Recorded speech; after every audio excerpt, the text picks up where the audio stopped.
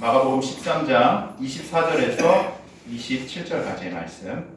짧은 4절의 말씀인데요. 저와 여러분이 한 절씩 교독하시고 마지막 27절은 합독해 보도록 하겠습니다. 그때 그 환난 후 해가 어두워지며 달이 빛을 내지 아니하며 별들이 하늘에서 떨어지며 하늘에 있는 권능들이 흔들리리라. 그때 인자가 구름을 타고 큰 권능과 영광으로 오는 것을 사람들이 보리라.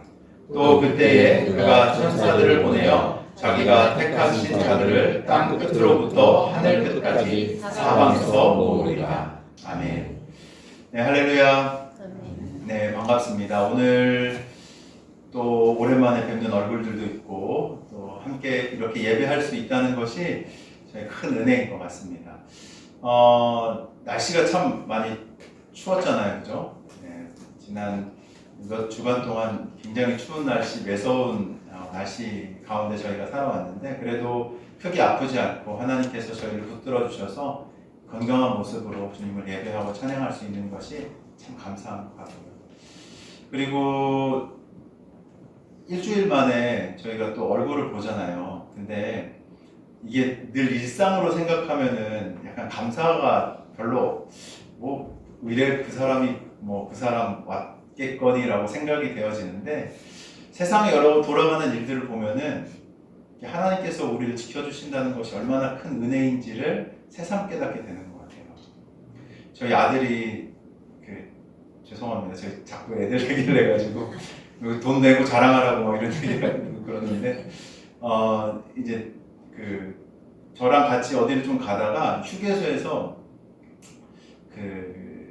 휴게소에 막 그런 거 있잖아요. 졸음운전 조심하라고 하면서 막 사고 나는 영상들을 보더니 아빠 제 뒤에 카시트가 있거든요. 제가 운전할 때마다 속도를 못 넘게 감시 카메라가 제 뒤에 앉아 있어요. 그래가지고 안전하게 언제든 사고 날 수 있으니까 안전하게 아빠 운전해야 된다고 이렇게 계속 얘기를 해주더라고요. 근데 그런 것 같아요. 우리가 늘상 누리는 이런 관계들, 항상 우리가 있을 거라고 생각하는 그런 일들이 어떻게 보면 하나님께서 우리를 지켜주시고 보호해 주셔서 우리가 지금 이 순간 누리고 있는 복이구나라는 것들을 좀 발견해야 될 필요가 있는 것 같더라고요. 저희 아들이 이렇게 잔소리 해주는 거 처음에 좀 짜증나는데 아빠 80! 하면 계속 얘기해요. 아직 초등학교도 안 들어간 녀석이 계속 저한테 그런 얘기를 하는데 근데 아들이 저를 또 걱정해주고 또 제가 잘못하는 거잖아요, 사실. 과속을 하고 있으니까. 그래서 그런 부분들에 대해서 얘기해 줄 수 있는 이런 가정 안에서 또 하나님 보호 안에서 살아갈 수 있다는 게 참 감사한 일이구나 라는 것들을 새삼 좀 깨닫는 한 주였었거든요. 그래서 우리가 이 자리에 앉아서 함께 공동체로 예배하는 것 특별한 감사인 줄로 믿습니다. 아멘이십니까? 그래요. 누구 한 사람 그냥 나온 사람이 없습니다. 누구 한 사람 하나님께서 인도하시지 않는 사람이 없어요. 각자의 이야기들을 들어보면요, 하나님의 섬세한 계획 안에서 하나님이 인도하셨다는 것을 인정하지 않을 수 없게 되는 거죠. 그래서 그 자리에 함께 나온 우리가 서로를 바라보면서 더 기뻐할 수 있고 또 감사할 수 있는 은혜가 있길 주의 이름으로 축원합니다. 그런 의미에서 우리 좌우에 있는 분들 보시면서 하나님이 당신을 사랑하십니다. 하나님 당신을 사랑하십니다. 함께 예배함이 기쁨입니다. 네, 기쁘시죠? 네, 기쁨입니다. 고백하는데 확실히 얼굴이 좀 더 밝아지셨습니다. 그래서 우리가 이 공동체 안에서 하나님을 바르게 예배하고 또 하나님의 뜻을 따라서 아름다운 주의 나라 이뤄가기를 축복합니다. 우리가 인생을 살아가다 보면은 어떤 때 이런 위기들을 경험하기도 해요. 인생 자체가 한순간에 이렇게 막 흔들리는 것 같은 경험. 견고해 보이던 것들이 갑자기 막 금이 가기 시작하고 이거는 절대 바뀌지 않을 것 같다라고 생각했던 것들이 무너지기도 하는 때를 마주하기도 하죠. 근데 오늘 우리가 함께 읽었던 본문을 보셨습니까? 본문 어떻죠? 그런 것을 넘어서 더 큰 흔들림을 말씀이 얘기하고 있어요. 그리고 특별히 지난주에도 말씀드렸지만 무슨 색으로 되어 있나요? 빨간색으로 되어 있잖아요. 예수님이 하신 말씀을 강조하는 빨간색으로 되어 있는데 더 큰 흔들림을 예수님이 하신 빨간색 말씀으로 이렇게 쭉 기록되어 있는 것을 우리가 함께 봉독했습니다.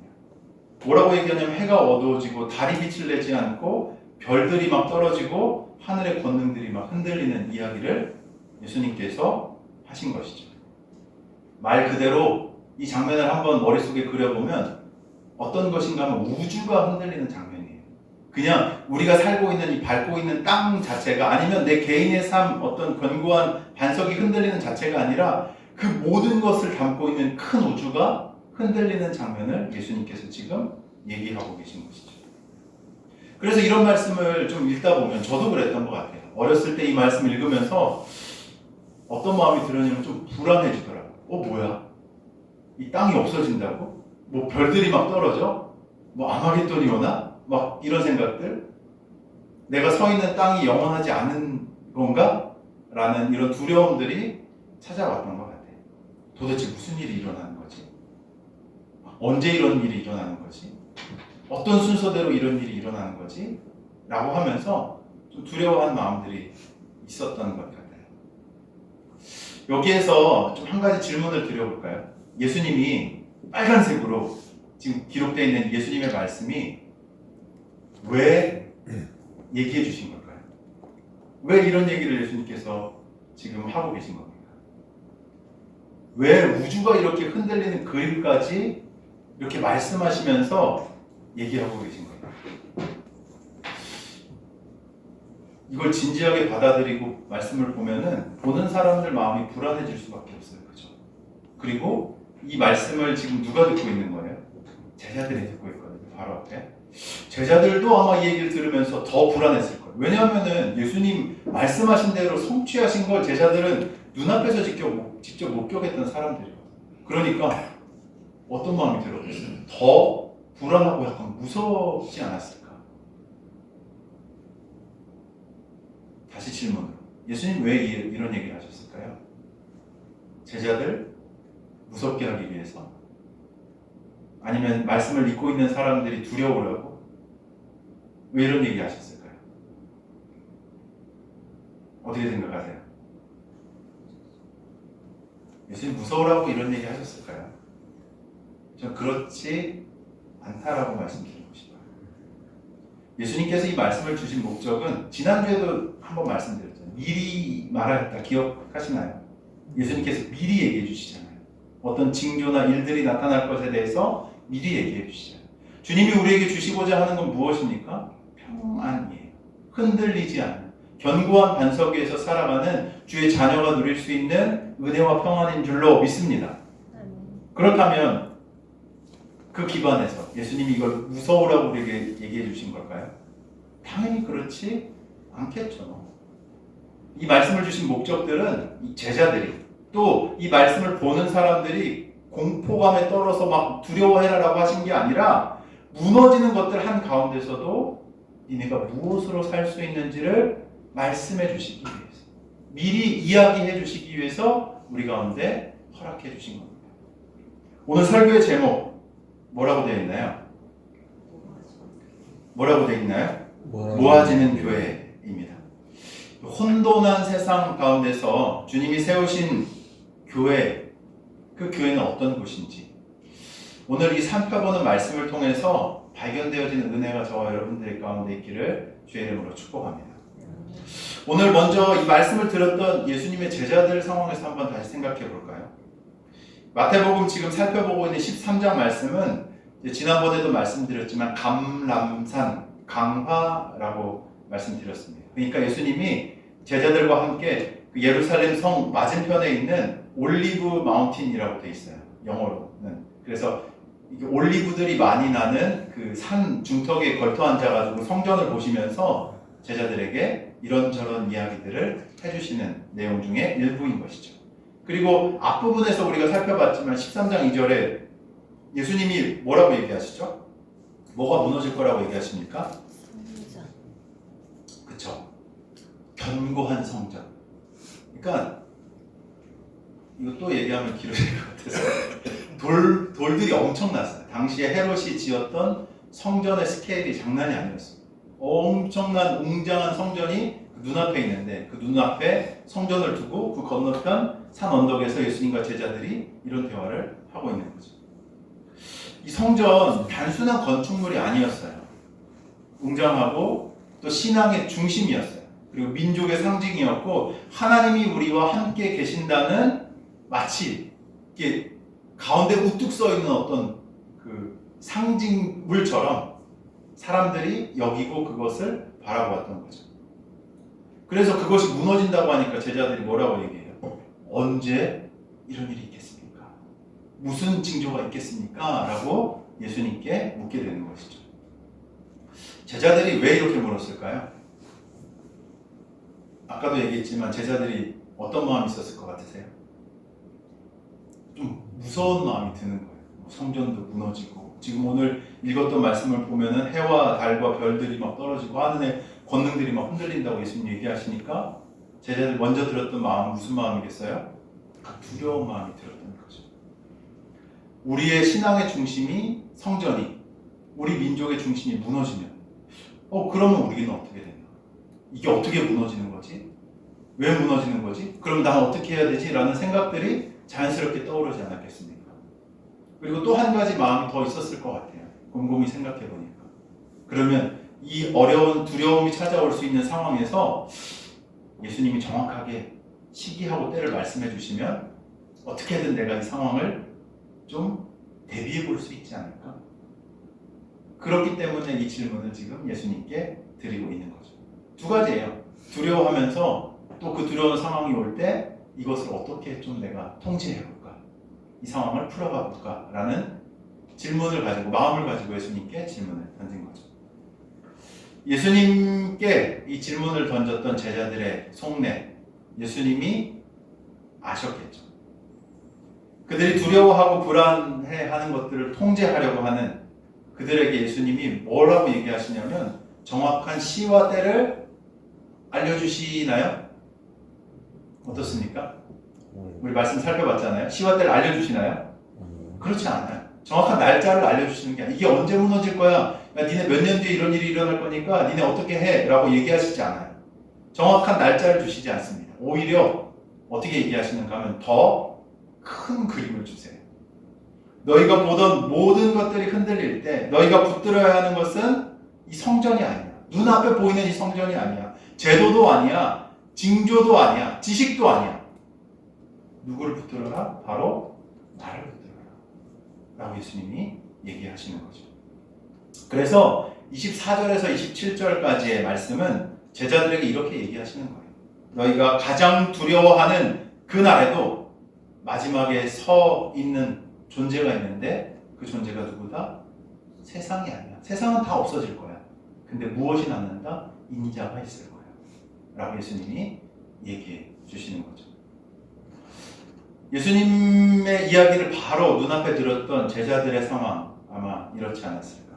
그러면은 이게 기록됐잖아요. 그죠? 이 말씀이 기록돼서 이 마가복음이라는 서신으로 쓰여진 다음에 이게 어디로 가냐면 예수님을 믿는다는 이유로 박해받았던 성도들에게 이 편지가 전달되어집니다. 그러면 이 편지를 읽는 사람들, 이 사람들의 관점에서 이 말씀이 어떻게 읽혔을까를 우리가 한 번 더 좀 생각해 보자고요. 초기 교회 성도들은 지금처럼 우리가 이제 편안한 장의자에 앉아가지고 따뜻한 바람이 나오는 그런 곳에서 예배를 할 수가 없었습니다. 특별히 편지를 받는 사람들은 예수님이 이런 얘기를 하셨던 기록들을 편지로 받아가지고 지금 듣고 있는 이 사람들은 어떤 상황에 있었는 사람들이었는가 하면 예수를 믿는다는 이유로 오해를 받거나 당시 사회에서 배척을 당하고 때로는 예수님을 믿는다는 것 때문에 재산을 잃기도 하고 자기가 지금까지 일어났던 삶 전체가 흔들리기도 했던 사람들이 그 당시의 성도들이었어요. 그래서 그들이 무슨 생각을 했겠어요? 내일 우리가 이렇게 함께 지금 모여서 예배 드리고 있는데 내일 당장 이 사람과 같이 내가 예배할 수 있을까? 지금 이 자리에서 함께 예배하고 있는 그 집사님이, 그 권사님이 내일도 함께 예배할 수 있을까? 라는 이 불안한 질문들을 드리면서 예배할 수밖에 없었던 사람들이 바로 이 편지를 받았던 사람들의 초대교회 성도들의 상황이었다는 거죠. 그런 그들에게 교회가 어떤 의미였겠습니까? 교회가 어떤 건물이었을까요? 제자들은 건물을 두고 좀 얘기했었거든요. 성전 무너집니까? 이렇게 얘기했는데 그거 당연히 무너졌고요. 지금 이런 상황에서 이 서신을 받고 예배드리고 있는 성도들에게 교회는 어떤 곳이었겠어요? 건물 중심이었을까요? 당연히 아니에요. 교회는 박해받고 흩어질 수밖에 없는 사람들의 삶 속에서 다시 모이게 하는 하나님의 손길이었어요. 그 건물이 아니라, 어떤 웅장한 상징이 아니라, 종교적인 어떤 시스템이 아니라 하나님이 우리를 붙드셔서 이곳에 모아놓으신 하나님의 손길로 그들은 교회를 경험했던 거예요. 번듯한 예배당이 있었겠습니까? 내가 믿는다고 함부로 예배나 고백이나 나가서 지금 우리가 기록했던 것처럼 믿는 사람들에게 복음을 전하자라고 말이나 할 수 있었겠냐고요. 그렇지 않았던 거예요. 교회가 어떤 곳이었는가? 쳐들어오면 어떻게 해요? 갑자기 이렇게 예배드리다가 누가 우리를 신고해가지고 쳐들어오면 터질 수밖에 없는 공동체였단 말이에요. 그럼에도 하나님이 우리를 붙드셔서 우리를 모이게 하시는 그 공동체가 그들에게는 교회였다는 것이죠. 그런 상황에서 오늘 본문 다시 한번 좀 보시겠어요? 이 얘기가 어떻게 들렸을 것 같으세요? 그런 박해의 상황에서 이 서신을 받고 교회로서 살아가고 있었던 그 사람들이 이 본문을 읽었을 때 어떻게 느꼈겠습니까? 우리가 이런 박해와 어려움 가운데서 흩어져 살긴 해도 교회는 끝이 아니야. 환난과 핍박 때문에 우리가 흩어지긴 하지만 주님께서 우리를 잊으신 것이 아니야. 마지막 주님이 천사들을 보내셔서 사방에서 우리를 불러 모아 주실 거야 라는 소망을 갖지 않았겠습니까? 이 말씀들을 보면서 우리가 지금 이런 어려움 가운데서 모이는 건 버티려고만 모이는 게 아니라 주님이 우리를 끝까지 붙드시고 다시 모이게 한다는 약속을 붙드는 모임으로 그들은 교회를 생각하고 이 말씀을 보며 교회가 이런 곳이구나 라는 것을 깨닫지 않았겠냐. 오늘 이 본문은 제자들에게도, 예수님의 직접 말씀드렸던 제자들에게도, 그리고 초대시대 때 이 서신을 직접 받아서 듣고 읽었던 이 초대교회 성도들에게도 어떤 얘기인가 하면 끝날 어떤 마지막 날의 공포, 종말의 상징 그런 게 아니라 뭐냐면 교회에 대한 복음이었어요. 교회가 어떤 곳인지, 교회가 무엇을 붙들어야 되는지, 교회가 어떤 곳인지를 알려주는 말씀이었다는 것이죠. 마지막에 대한 이야기 같은데 실은 교회에 대한 이야기였어요. 교회에 대한 말씀이었다. 오늘 본문을 한번 좀 따라가 봅시다. 24절과 25절 말씀, 오늘 4절밖에 안 되니까 빨리 끝나겠죠? 24절 5절 말씀 같이 한번 좀 읽어보겠습니다. 시작. 그때에 그 환난 해가 어두워지며 달이 빛을 내지 아니하며 별들이 하늘에서 떨어지며 하늘에 있는 권능들이 흔들리리라. 아멘.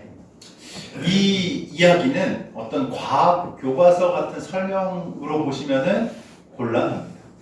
네, 그런 게 아니에요. 이건 무엇인가 하면 성경이 자주 사용하는 이 상징적이고 예언적인 표현이 여기에 기록되어 있는 거예요. 말씀은 하나님의 심판과 역사적인 어떤 전환점을 이야기할 때 역사 안에 하나님이 이거부터 먼저 얘기하죠. 하나님이 역사의 주관자이심을 믿으십니까? 믿으십니까? 네. 저는 믿어요. 저 역사 공부하는 거 되게 좋아하거든요. 그래서 이제 공부하려고 되게 먼 데까지 가가지고 뭐 공부도 하고 하여튼 이래저래 많이 찾아다녔습니다.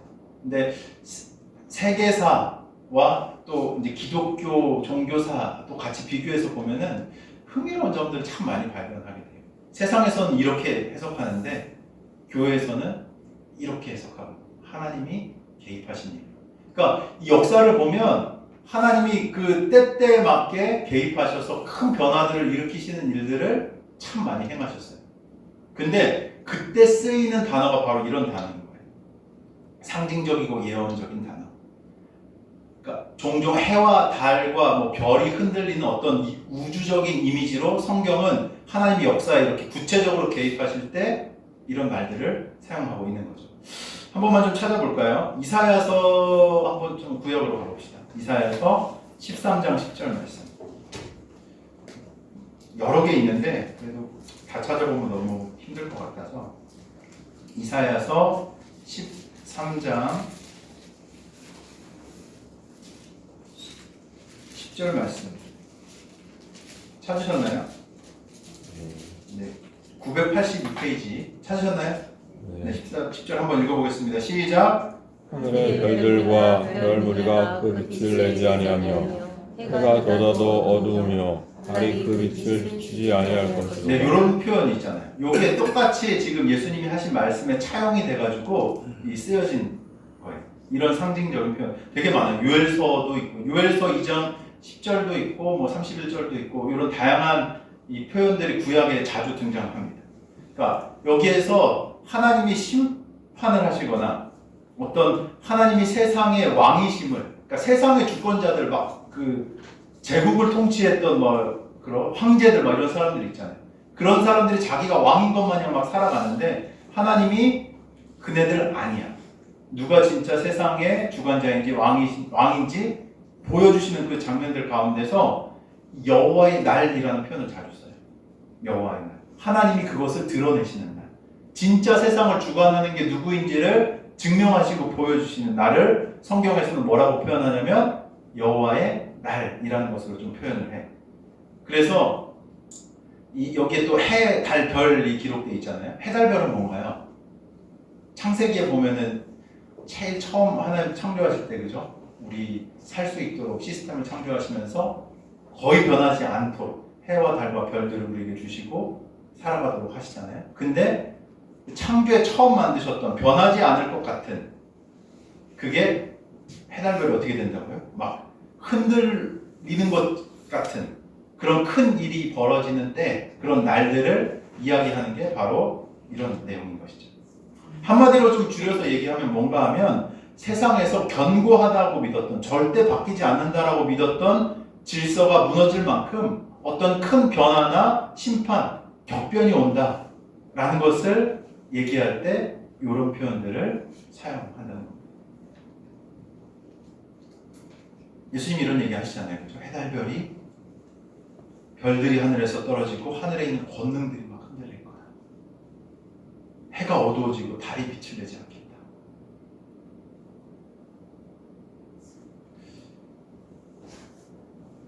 이것들을 보면서 우리가 중요하게 질문해야 될 것이 있어요.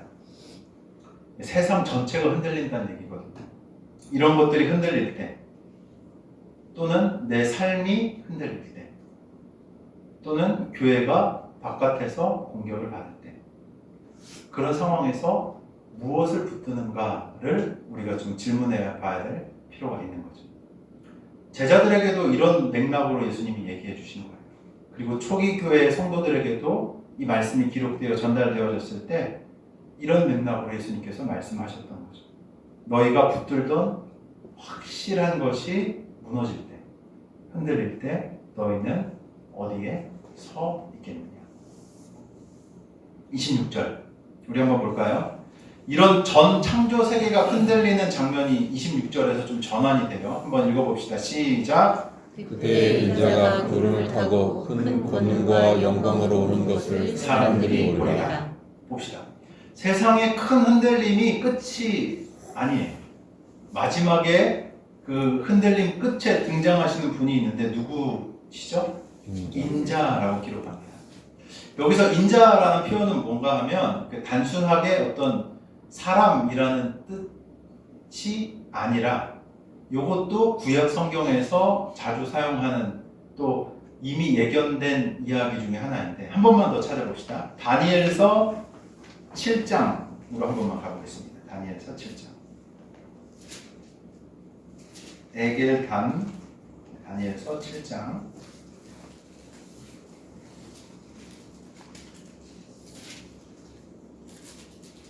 비슷한 얘기가 나옵니다. 7장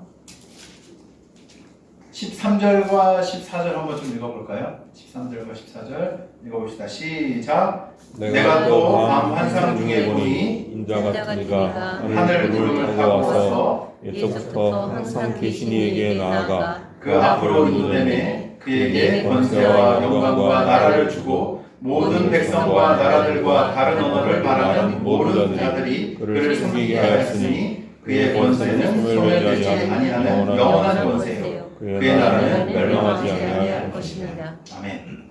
보면 인자가 여기도 등장합니다. 그러니까 요 얘기를 떠올릴 수 있도록 예수님께서 말씀하시는 거예요. 다니엘서 요 방금 우리가 읽었던 앞부분을 찾아보면 무슨 내용이 나오는가 하면 이 짐승 같은 권세를 가진 이 제국들의 멸망이 예견됩니다. 그 제국들이 지나가고 나서 하나님이 심판하시는 장면이 지금 우리가 방금 읽었던 다니엘서 7장 나오는 거죠. 예수님이 그래서 이렇게 얘기하시는 거예요. 역사의 마지막을 결정하는 존재는 어떠한 권력자도 아니고 거대한 힘도 아니고 공포도 아니다. 마지막을 여는 존재 누구인가? 바로 인자, 나다 라고 지금 그 자리에서 선언하고 계시는 거죠.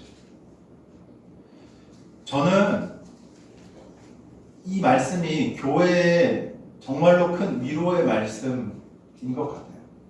우리 예수님을 믿는 교회로서 교회가 무엇을 붙들고 살아가는가, 교회가 모든 것이 흔들릴 만한 그때에 무엇을 붙들어야 하는가를 주님께서 이야기해 주시는 거죠. 세상은 어떻게 돌아갑니까? 전혀 이런 것과 상관없이 돌아가요. 무슨 논리로 돌아가는가? 힘의 논리로 돌아갑니다. 정글의 법칙으로 돌아갑니다. 그리고 그런 것에 너가 함께 하지 않으면 너는 도태될 수밖에 없고 뒤처질 수밖에 없어. 이 땅에서 살아가는 삶은 이 원칙 안에서 살아가는 거야 라고 알게 모르게 우리에게 계속해서 이야기하고 있는 세상 가운데 우리가 살아가고 있다는 것이죠. 근데 주님 뭐예요? 이 온 세상의 끝을 이야기하시면서 가장 마지막에 오시는 분, 가장 마지막에 서 계시는 분이 누구시다? 인자다. 너 뭐 볼래? 세상에서 이야기하는 이야기 듣고 살래? 세상의 모든 것이 끝나는 이야기를 내가 지금 너에게 얘기해 주지만 그 끝에 서 있는 인자를 붙들래 라고 예수님께서 얘기하시는 거죠. 왜 앞에서 제자들이 했던 이야기와 또 편지를 받았던 사람들의 배경 이야기를 제가 좀 나눴겠습니까? 그 역사 안에도 그들이 누구를 붙들었어요? 예수님을 붙들었어요. 그리고 그들이 붙들었던 그 예수님이 2000년이 넘도록 우리 가운데도 전달되고 있다는 건 무슨 의미겠습니까? 주님이 우리에게도 이 현대를 살아가는 지금 이 시점을 살아가고 있는 우리에게도 동일한 도전을 하고 계시다고 저는 믿습니다. 너 뭐 붙들래? 모든 것이 다 흔들리는 것 같은 그때에 너 어떤 것을 신뢰하느냐? 라고 물어보시는 거죠. 교회는 세상 돌아가는 분위기에 의해서 최종적인 운명이 결정되지 않습니다. 교회는 주님이 인자가 다시 오심으로 말미암아 온전하게 되는 것이죠. 27절 오늘 설교의 핵심입니다. 같이 한번 좀 읽어볼까요? 시작. 또 그때에 그가 천사들을 보내어 자기가 택하신 자들을 땅 끝으로부터 하늘 끝까지 사방에서 모으리라. 아멘. 그때는 여기서 얘기하는 그때는 무슨 때입니까? 세상이 온 세상이 흔들리는 창조의 모든 뭐랄까요? 그 모든 것들이 흔들리는 그때 주님께서 무엇 하시죠? 뭘 보내신대요? 천사를 보내신대요. 천사는 뭐냐면 주님의 수종을 드는 심부름꾼입니다. 그 수종들을 보내셔서 무엇을 하시는가 하면 땅 끝으로부터 하늘 끝까지 사방에서 뭐요? 자신이 택하신 사람을 모으신다고 얘기하시는 거죠. 그러니까 예수님이 오늘 하신 이 본문의 말씀들 내용으로 우리가 생각해 보면 마지막 장면이 뭐예요? 모든 것이 다 흔들리는 온 지구가 하나님이 창조하신 모든 창조의 세계가 다 흔들리는 그 마지막 그 이후에 다 부서지고 끝나고 망가지는 것으로 그게 끝나는 것이 아니라 사람들을 예수님께서 어떻게 해요? 모으시는 장면으로 마지막이 정리되고 있다는 것이죠. 사방은 뭐예요? 사방, 네 가지 방. 뭐죠? 동서남북입니다. 근데 이렇게만 생각하시면 안 돼요. 그러니까 그러니까 사람이 어떤 방향을 알기 위해서 네 가지 방향, 동서남북으로 나누잖아요. 근데 여기에서 얘기하는 그 사방은 사람이 나눈 모든 구분들을 넘어선다는 의미예요. 교회는 우리끼리 모인 집단이 아닙니다. 그거 아세요? 여러분 저 아시나요? 모르죠? 우리끼리 알아서 모인 집단이 아니에요. 되게 좀 신기하지 않아요? 잘 모르는 사람들이 이렇게 함께 모여서 같이 한 공간에서 예배를 하고 있다고요. 동서남북, 이게 단순하게 경계가 아니라 방향만을 얘기하는 게 아니라 어떻게 이런 사람과 내가 지금 함께 예배하고 있지? 어떻게 이 자리에서 한 공간에서 우리가 교회로 함께 이렇게 예배하고 있지? 라는 것 좀 곰곰하게 생각해보면 되게 신기한 거 아닌가요? 저는 되게 신기하거든요. 제가 청주에서 매주 이렇게 와가지고 설교하고 있는 것도 너무 신기하고, 어떻게 뭐 장로님, 집사님, 우리 교우들을 만나가지고 이렇게 한 교회로서 예배하고 있는 것도 너무 신기해요. 이런 경계들을 넘어선다는 거예요, 교회는. 사방에서부터 주님이 뭐요? 불러 모으신다고요. 너무 신기한 거 아닙니까? 주님이 부르셔서 응답한 사람들의 모임이 바로 교회입니다. 그리고 땅 끝에서부터 하늘 끝까지, 되게 표현이 끝과 끝을 얘기하잖아요. 이 표현은 거리를 넘어서 차원까지 포함하는 이야기이기도 해요. 땅 끝, 우리가 사는 가장 멀고 낮아 보이는 자리라고 얘기할 수 있죠. 하늘 끝, 어딥니까? 하늘 저 위에 우리가 일반적으로 생각해 누가 계세요? 주님이 계시죠, 그죠? 3층천 막 바울이 얘기하고 막 이러잖아요. 시간과 공간을 넘어서는 하나님이 계시는 것. 즉 살아있는 사람만이 아니라 이 세상을 떠난 믿음의 사람들까지도 포함하는 단어가 땅 끝에서부터 하늘 끝까지에 담겨있는 의미이기도 한 거죠. 교회는 지금 이 땅에 있는 조직이 아니라 시간과 공간을 넘어 이어지는 하나님의 백성들 전체를 이야기하는 거예요. 여러분이 교회라는 고백들이 얼마나 놀라운 고백인지 좀 와닿으십니까? 감격할 수밖에 없더라고요. 와, 하나님이 나를 부르셔서 그때 그 믿음의 선진들과 지금의 그 같은 언어를 사용하고 있는 교회로서 나를 부르시고 세우셔서 동서남북에서 주님이 불러 모아주신 이 주님의 백성들과 함께 하나님을 바라보면서 예배할 수 있는 이 특권 주신 것, 얼마나 놀라운 일입니까? 그리고 택하신 자들을 모으리라 라고 하시잖아요. 여기에서 교회가 어떤 곳인지 핵심이 좀 나와요. 이 부분이 교회 본질을 좀 되게 선명하게 보여주는 구절이죠. 순서를 잘 봐야 돼요. 우리가 착각하기 쉬운데 사람들이 모여서 교회가 됩니까? 질문 드린 거예요. 사람들이 모여서 교회가 됩니까? 어떻게 생각하세요? 네. 그러신 것 같아요. 근데 오늘 이 말씀을 자세하게 보면 주님이 모으셔야 교회가 되는 거예요. 주님이 사방에서 불러 모아주셔야 교회가 되는 겁니다. 사람들이 모여서 우리가 교회 하자라고 해서 교회가 됩니까? 안 돼요. 그럼 그냥 사람들의 모임일 뿐이에요. 뭐라고요? 주님이 불러 모으셔야, 그래야 교회가 되는 거예요. 주님이 부르시지 않으셨다면 우리가 교회가 될 수 없어요. 우린 교회 아닙니다. 그냥 좋은 사람들의 어떤 모임이 되겠죠. 동아리 모임이 되겠죠. 어떤 사람들의 조직이 되겠죠. 교회는 다른 거예요. 교회는 뭡니까? 주님이 불러 모으셔서, 그러니까 잘 보셔야 돼요. 택하신 자들, 사방에서 불러 모아서 택하신 자들이 모여서 교회가 되는 겁니다. 여기 택하신 자들이라는 말은 잘난 사람, 자격 있는 사람, 완벽한 사람, 이런 사람일까요? 저도 이 자리에 자격 있어서 쓴 사람이 아닙니다. 저는 제가 얼마나 죄인인지 알아요. 저는 제가 얼마나 큰 은혜로 구원을 받게 된 자인지 알아요.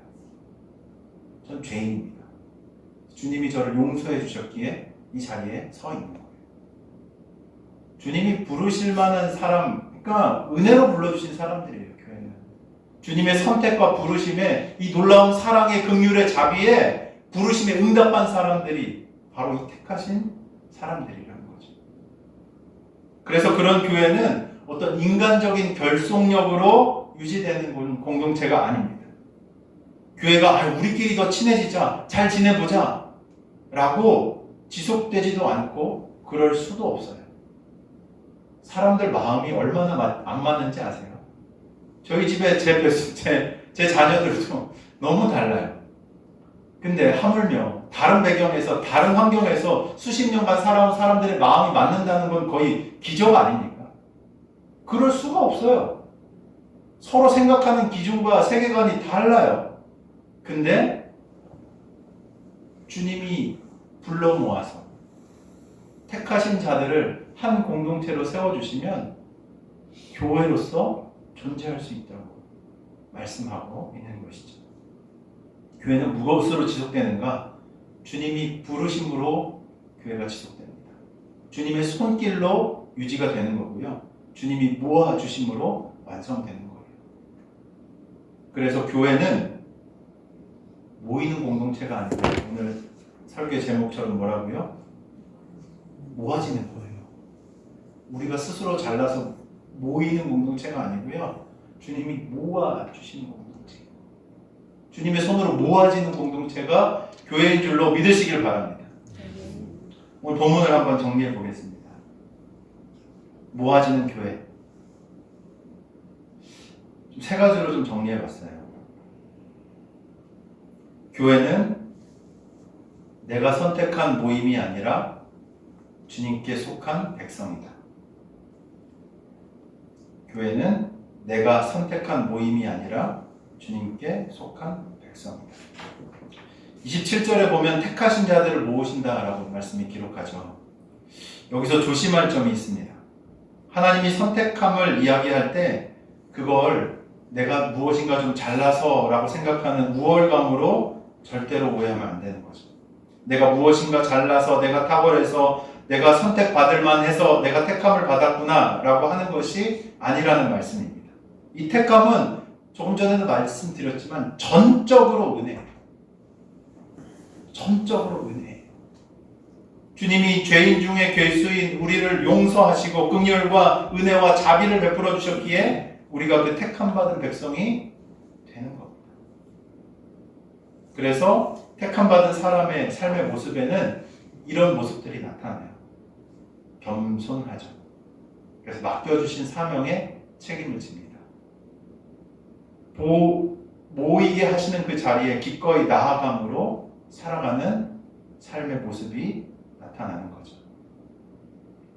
우리가 대단해서 모인 게 아니라 은혜로 주님께서 불러 모아주셨다. 그 고백을 드리면서 교회로 살아가는 겁니다. 그래서 교회 출발점은 늘 이거예요. 주님이 우리를 불러주셨습니다. 주님이 우리를 붙드십니다. 주님이 우리를 끝까지 데려가십니다. 이게 교회예요. 이 고백을 드리는 게 교회입니다. 내가 잘나서 내가 무언가를 성취하기 위해서 나왔다고 얘기하는 순간 그건 교회가 될 수 없어요. 주님이 나를 불러주셨습니다. 주님이 이 부족한 나를 붙들어 주십니다. 주님이 이 부족한 나를 끝까지 인도해 주십니다. 라는 겸손한 고백이 살아있는 공동체가 교회라는 겁니다.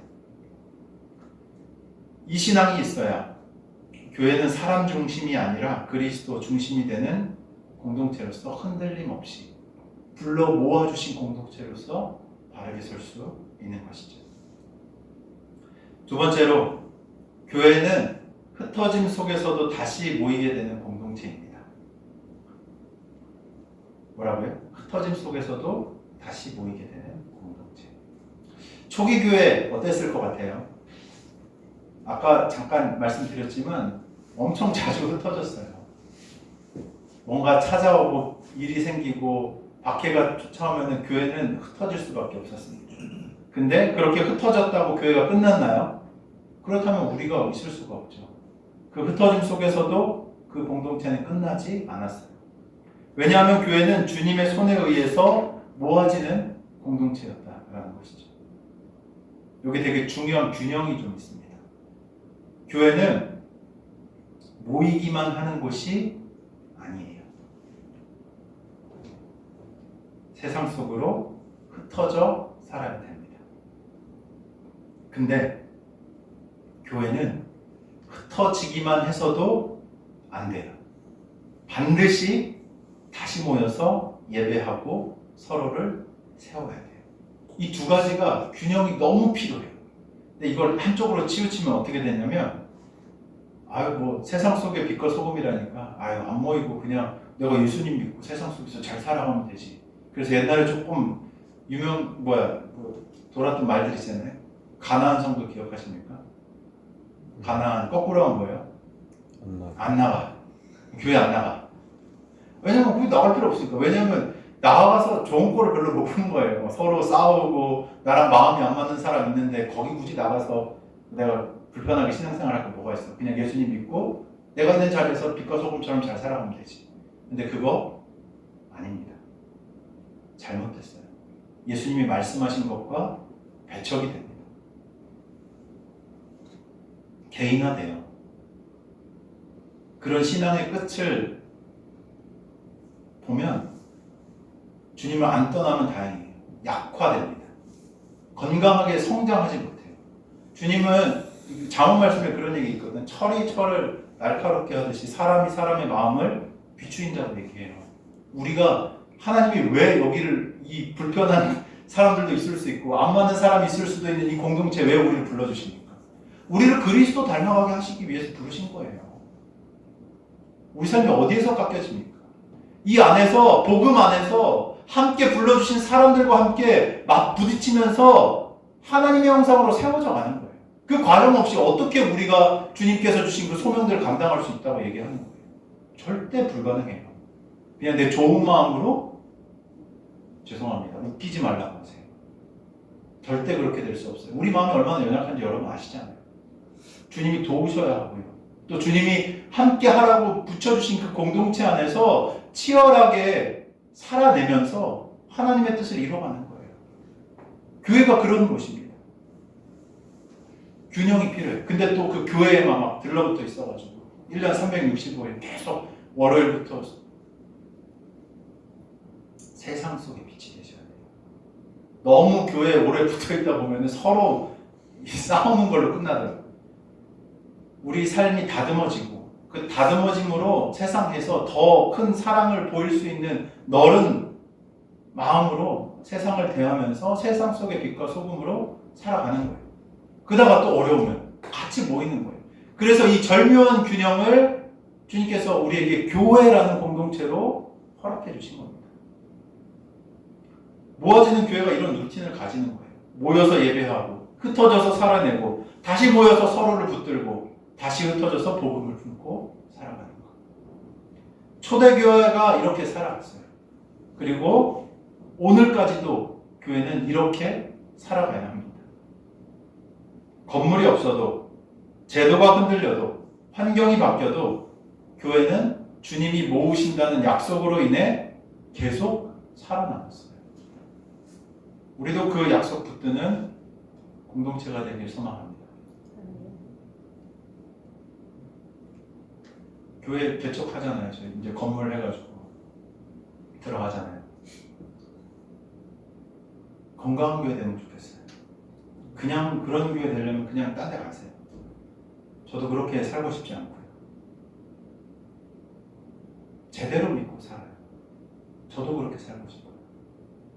제대로 믿고 제대로 훈련받고 또 제대로 복음을 담아내는 그릇이 되는 삶. 내가 정말로 손 내밀어야 될 사람들에게 나아가서 교회 안에서 지지고 볶고 뭐 누가 권사되네 장로되네 집사되네 하면서 막 싸우고 교회 뛰쳐나가고 얼마나 꼴불견이에요. 그러고 싶지 않아요. 우리의 힘과 에너지를 어디에 쏟아야 합니까? 주님을 닮아가는데, 주님을 사랑하는데, 주님의 도움이 필요한 자들에게 손 내미는 데 써야 되지 않겠습니까?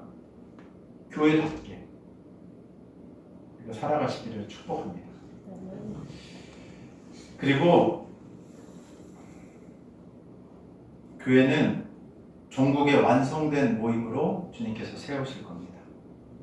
세상은 마지막을 뭐라고 얘기하냐면 끝장이라고 얘기해요. 다 끝나버린 거, 끝장. 근데 주님께서는 오늘 본문을 통해서 마지막을 뭐라고 얘기하냐면 모으심으로 얘기해요. 무엇으로 끝나냐? 내가 내 백성들을 사방에서 택하신 자들을 불러 모을 거야 라고 예수님 얘기하시죠. 우리가 현실을 살아가다 보면 늘 불완전해요. 오해도 생기고 관계도 삐걱거리고 상처도 쌓이고 때로는 흩어지기도 하죠. 근데 예수님 말씀하십니다. 그날에 내가 너희를 모으겠다.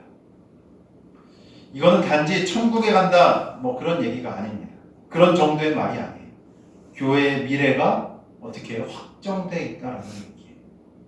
교회는 지금도 어떻게 보면 약하지만 마지막에는 인자의 권능 아래서 완성된 공동체로서 모이게 되는 겁니다. 주님이 그렇게 약속하셨어요. 오늘 이런 교회 모임을 내 힘으로 지키는 조직이 아니라 장차 하나님이 완성하실 그 놀라운 공동체에 속한 내가 교회구나, 이곳이 교회구나 라는 것을 살아내는 소망의 공동체라는 것이죠. 마지막, 이 본문을 우리 삶에 좀 적용해 봅시다. 교회는 취향이 아니라 부르심의 영역입니다. 요즘 교회 선택할 때 무의식적으로 이런 얘기들 해요. 소비자의 언어가 들어오거든요. 여기 나랑 맞나? 여기 내가 얻을 게 좀 있나? 내 마음에 좀 드나? 물론 뭐 공동체가 건강하고 말씀과 돌봄이 잘 있어야 하는 것이 맞죠. 근데 본질에서 벗어나 있다는 거예요. 오늘 말씀하신 것처럼 교회는 내가 고른 것 이전에 주님이 나를 불러주신 자리인 줄로 믿습니다. 아멘이십니까?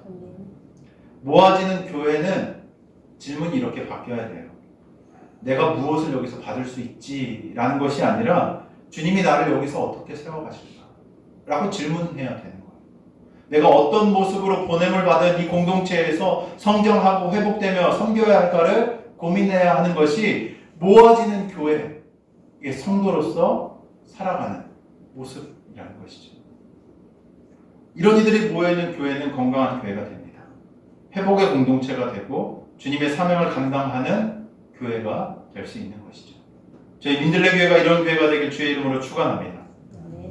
예배는 두 번째로 주말의 프로그램이 아니고 주님 앞에 온 교회가 모일 그 날을 미리 연습하는 시간이에요. 주님 오실 장차 역사를 완성하실 그때에 각 나라와 족속과 방언에서 능히 아무도 셀 수 없는 수많은 무리가 나와서 주님을 예배할 거예요. 우리도 그 대열에 참여하게 될 겁니다. 그 영광스러움을 미리 우리가 이 자리에서 경험하는 공동체라는 것이죠. 예수님 마지막 때 모으신다고 분명히 얘기하셨어요. 오늘 모이게 하신 은혜에 우리가 예배 드릴 때마다 감사해야 하는 것이죠. 주님이 끝까지 모아주실 것이다 라는 그 약속을 다시 한번 붙드는 시간이 우리가 드리는 예배 시간이 되어야 되는 거죠. 또 서로를 바라보면서 우리가 주님의 몸입니다. 그리고 내가 당신을 섬기겠습니다 라는 고백들을 드리는 그 시간이 바로 예배의 시간입니다. 초대교회가 극심한 박해 가운데서도 목숨을 걸고 함께 모였던 이유가 여기에 있어요. 모임 자체가 목적이 아니라 주님이 모으시는 백성이라는 그 정체성 아래 함께 모였던 겁니다. 마지막 세 번째, 교회는 내가 편한 사람을 고르는 곳이 아닙니다. 주님이 한 몸으로 묶으신 사람들을 내 사람으로 받아들이는 곳이에요. 모아진다라는 말은 내가 원래 만나지 않았을 사람들과도 주님 안에서 한 몸이 된다는 뜻이에요. 그러니 교회 공동체 안에 이런 결단들이 필요하죠. 나랑 다른 사람을 피하지 않겠습니다. 상처를 주지 않도록 말과 태도를 조심하겠습니다. 갈등이 생기면 도망치지 않고 복음으로 풀어가겠습니다. 약한 지체를 더욱 귀히 여기겠습니다. 초기 박해받던 교회가 이어져 왔던 힘은 완벽한 사람들이 모여서가 아닙니다. 주님이 모으신 사람들이 주님 때문에 서로를 붙들었기에 교회가 살아남았던 거예요.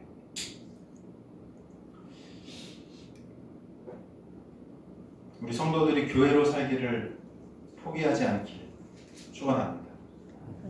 월요일이 되면 저도 출근하거든요. 흩어집니다. 직장으로 가고 가정으로 가고 학교로 가기도 하고 각자 삶의 현장으로 우리는 흩어집니다. 그 자리에서 살아가다 보면 일에 치이다 보면 혼자처럼 느껴질 때가 참 많이 있어요. 근데 그때에도 기억해야 됩니다. 흩어져 있는 순간에도 우리는 여전히 모아진 교회의 지체라는 것을. 흩어진 자리에서 우리가 이렇게 살아가야 되는 거예요. 주님 오늘도 보내신 이 자리에서 교회로 살아가게 하여 주십시오. 주님 나에게 맡겨주신 누군가를 살리는 그 은혜의 통로로서 제가 서 있게 하여 주십시오. 양심을 지켜야 될 때 그 양심을 지키는 선택을 하고 고립되어 있는 사람이 있다면 그 지체를 찾아가서 손을 내밀고 내 삶의 자리에서 복음을 부끄러워하지 않는 삶. 이렇게 흩어져서 살 때 교회가 세상 속에 들어간다는 되는 겁니다. 그리고 다시 주일에 모일 때 서로 더 견고하게 세워지는 거예요. 서로의 믿음을 더 단단하게 세울 수 있는 간증과 고백들이 교회에 있게 되는 것이죠. 교회가 2000년 가까운 시간 동안 이어져 온 이유가 무엇일까요? 교회가 한 번도 흔들리지 않아서 2000년 동안 유지되어 온 것이 아닙니다. 교회는 역사 안에서 수없이 흔들렸어요. 그런데도 교회가 이어진 이유가 있다면 하나예요. 오늘 본문에서 이야기하는 것처럼 주님이 다시 불러 모아 주셨기 때문에 사람의 연약함을 넘어서 주님의 손이 온 사방에서 택하신 자들을 불러 모아 주셨기 때문에 교회가 지금도 존재하는 겁니다. 흩어질 때마다 다시 모이게 하셨고 넘어질 때마다 다시 일으켜 주셨고 약해질 때마다 다시 말씀으로 살려주셨고 끝내 땅 끝에서부터 하늘 끝까지 주님이 모으시겠다라고 말씀하시는 거죠. 그래서 우리가 아무리 어려운 때를 지나간다고 해도 절망할 필요가 없는 거예요. 교회 그 미래는 우리의 힘으로 이루어지는 게 아니라 누구 때문에 이루어지는 겁니까? 주님으로 인해서, 주님의 약속으로 인해서, 주님의 그 권능의 손으로 인도되어진 바 되어서 교회가 완성되어져 가는 줄 믿으시길 바랍니다. 우리 민들레 교회가 주님께서 붙드시는 교회로, 주님이 모아주시는 교회로 이 땅에 존재하면서 거룩한 하나님의 나라 드러내는 빛과 소금의 사명 잘 감당해 나가는 복된 공동체가 되길 주의 이름으로 간절히 축원합니다. 함께 기도하겠습니다.